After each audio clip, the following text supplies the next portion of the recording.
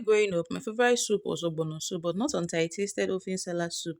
Everything changed. I started loving this soup and I can't stop eating it. Let me show you how to make this soup. Very easy. And this particular recipe is a budget friendly recipe. I went in with my chicken. I'm using chicken as my protein. I added my fresh pepper, seasoning cube, blended onion, and blended oziza seed. Then I went in with little water, mix everything together and cover and allow this to cook for some time.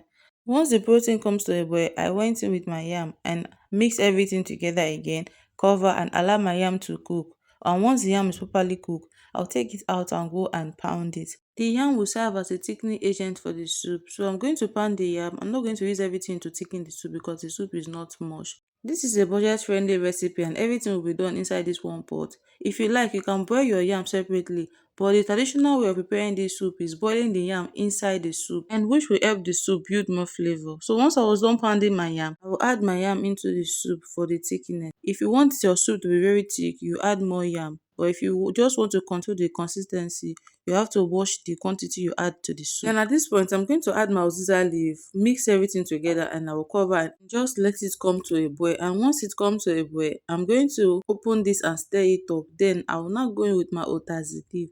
Once you add the utazi leaf, you don't need to leave it for long. Immediately you add the utazi leaf, in less than 2 minutes, the soup is ready. To note this, utazi leaf is bitter, so you don't want to add too much utazi leaf to your soup. And that being said, guys, the soup is ready. I served this with the remaining pounded yam from the soup.